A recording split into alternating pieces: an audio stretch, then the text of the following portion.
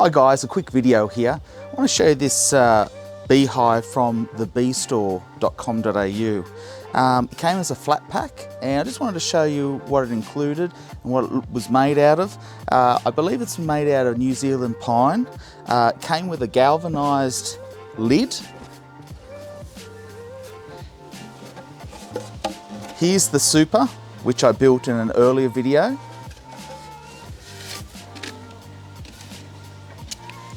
Came with a queen excluder, pretty good quality, stainless steel. Another brood box, and your base, with also your mesh ventilation or your hive beetle management. This was quick and easy to put together. Came in one big box, relatively fast. Just need to paint this and put it together, and I can then do a split of bees back into this hive. If you like this video, please like, comment and subscribe. See you next time.